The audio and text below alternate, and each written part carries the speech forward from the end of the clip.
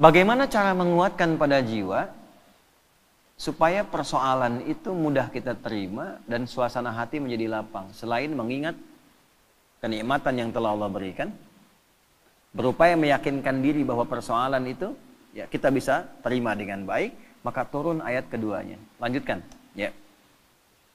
Fa inna ma'al usri yusra. Nomor 5. Fa. Kita ngaji pakai ilmu nahwu ya.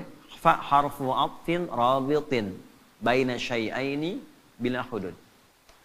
Huruf perangkai dua peristiwa. Jadi ada peristiwa pertama, peristiwa kedua, peristiwa 1 dan 2 disambungkan tanpa jeda. Nyambung. Contoh. Nabi Zakaria berdoa kepada Allah. Minta dianugerahkan keturunan. Dilakukan dalam sholat. Surah Ali Imran di ayat 38. Hunalika da'a Zakaria rabbah qala rabbi habli min ladunka dzurriyyatan thayyibah innaka sami'un du'a. Itu masih berdiri doanya. Jadi sholat berdiri minta sama Allah, ya Allah, orang-orang memvonis aku nggak akan punya keturunan. Secara medis istriku divonis maaf menopause dan mandul. Kata orang nggak mungkin.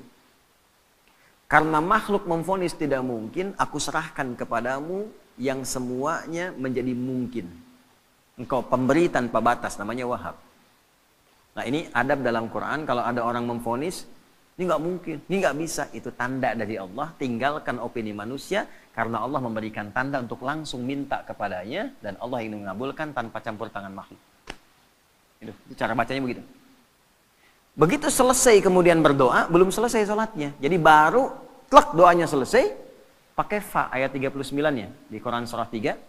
Fanadathul malaikatu wa huwa qa'imun yusalli fil mihrab annallaha yubashshiruka bi Yahya. Malaikat langsung turun seketika doa selesai, malaikat turun langsung mengabari. Kamu dapat kabar gembira, doamu dijawab oleh Allah, engkau akan punya anak, bahkan Allah yang memberikan langsung namanya Yahya. Ya, artinya hidup.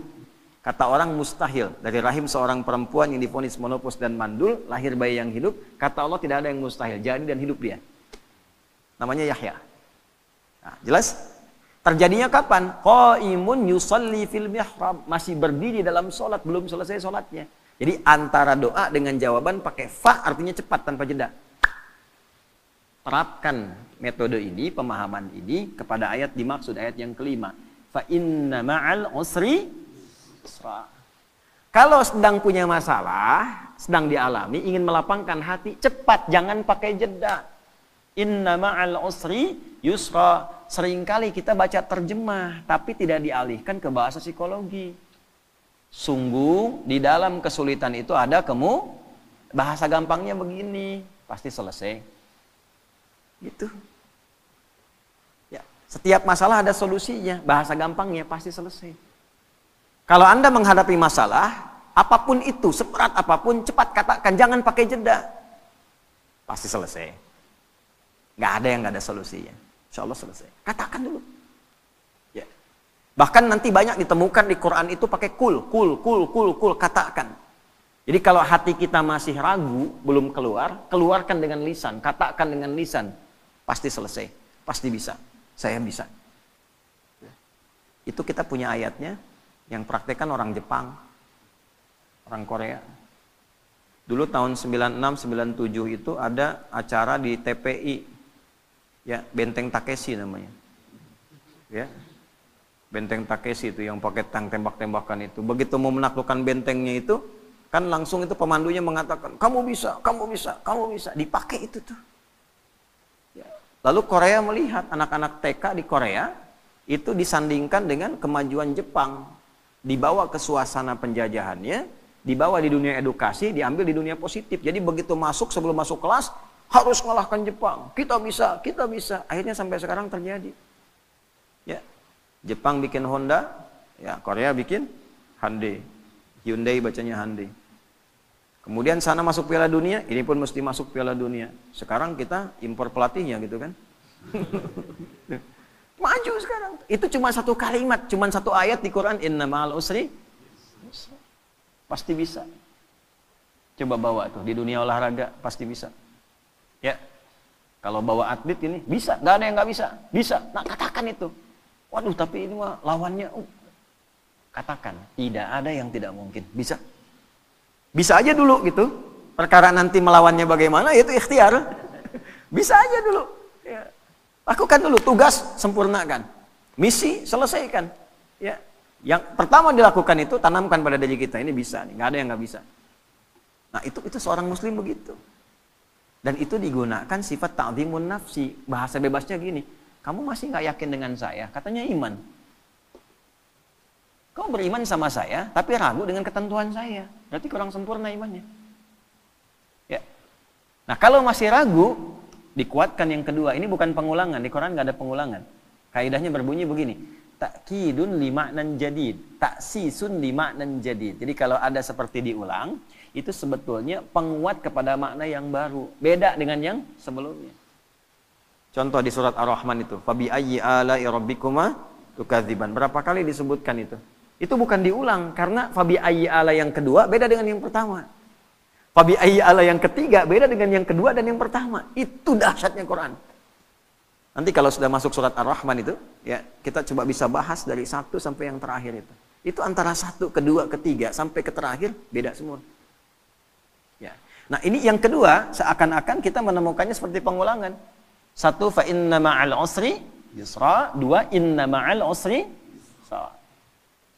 Bagaimana menerjemahkannya? Ya, katakan pada dirimu, masalah ini pasti selesai. Tidak ada masalah yang tidak ada solusinya. Kalau kamu belum yakin juga, nah, tegaskan pada jiwamu, pasti selesai. Gitu. Jelas? Tidak. Kalau belum yakin juga, tegaskan pada jiwamu. Innama, pakai taukid lagi. Ya, gini, pakai ilmu alatnya. Alatnya namanya di i'rab. Inna harfu nasbin wa taukidin tansibul isma wa tarfa'ul khabara mabniyun 'alal fathi la mahalla lahu minal i'rabi. Ya, paham? Tidak. Inna harfu nasbin wa taukidin. Huruf nasab. Apa itu nasab? Kalau belajarnya di nahwu sampai di harokat saja. Huruf yang menjadikan kalimat itu berharokat fathah. Kalau jamak pakai kasrah. Kalau kita ngajinya pakai balaghah, nasab itu ungkapan menanamkan sesuatu dengan kuat tanpa goyah. Nasabar rajulu asahu fil ardi. Seseorang menancapkan tongkat di bumi, di tanah, tidak goyah, kuat. Kalau ada kalimat pakai inna di depannya, artinya tancapkan informasi itu dalam hati, jangan pernah ragu. Fa inna ma'al usri yusra. Cepat tancapkan dalam hatimu, pasti selesai. Pasti selesai. Tapi ya Allah, kapan selesainya? Tancapkan di hatimu. Yang kedua muncul, pakai taukid. Kan sudah aku tegaskan, tancapkan di hatimu. Jangan berikan celah ragu. Nah, itu maksudnya yang kedua itu. Kadang kan masih ada begitu. Ya, udah berangkat, siap, laksanakan. Tapi bagaimana Pak keadaannya? Masih nanya aja berangkat. Nah, kalau kita pakai rumus di depan, pakai na, dibalik lagi. Kamu masih nggak percaya dengan keagunganku? Iman kita disoali situ. Jadi kalau pakai bahasa tingkat tinggi jadi begini. Kamu masih beriman nggak sama aku? Gitu kan? Kan bahasa kita kadang-kadang begitu. Kamu percaya nggak sama saya? Nah, itu digunakan oleh Al-Quran, logika itu untuk ditarik, untuk meyakinkan jiwa kita. Ya, nah, jelas sampai sini?